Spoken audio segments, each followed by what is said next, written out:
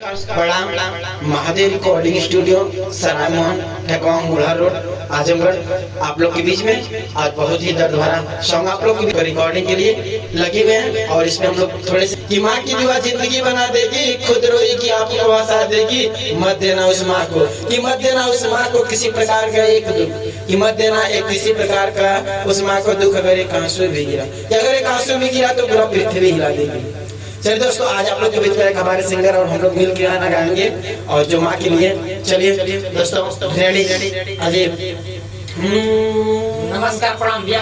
हम सिंगर शिवानंद रंगीला, जिला आजमगढ़ गोसाई की बाजार, महादेव रिकॉर्डिंग स्टूडियो ठेकवा बाजार आजमगढ़, यहीं पर आज हैं एक माई के ऊपर दुल्हन के गीत आप लोग के बीच में जाए छोटा मोटा, और आप लोग प्यार दुलार दीजिए। और ऐसे ही हमारे वीडियो बने अरे की माई के दूधावा ऐसन कवनो दबाई नहीं रे, भांगे बाटे जे करे घरवा माई नहीं के, भागे बाटे जे करे घरवा माई नहीं के, माई नहीं के भैया माई नहीं के, भागे बाटे जे करे घरवा माई नहीं के, भागे बाटे जे करे घरवा माई नहीं के। आउ कि नवर महीना माई गर्भ में राख लियो,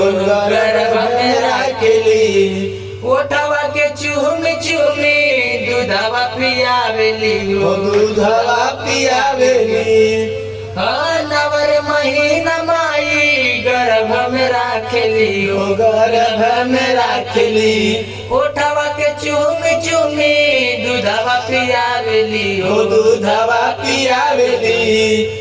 तमाई से बढ़िया कवनो मिठाई नहीं के, भागे बाटे जे करे घरवा माई नहीं के, भागे बाटे जे करे घरवा माई नहीं के। अरे चढ़बा जवान जनी कर तू थान बबुआ, कर तू थान कि मैया से मिलल बाटे सर्वबुद्ध ज्ञान बबुआ, सर्वबुद्ध ज्ञान हो। तमाई के बढ़िया कौनो मिठाई नहीं के, भागे बाटे जे करे घरवा माई नहीं के, भागे बाटे जे करे घरवा माई नहीं के, भागा बाटे जे करे घरवा माई नहीं के, माई नहीं के, माई नहीं के, भागे बाटे जे करे घरवा माई नहीं के, भागे बाटे जे करे घरवा माई नहीं के। हाँ तो ही के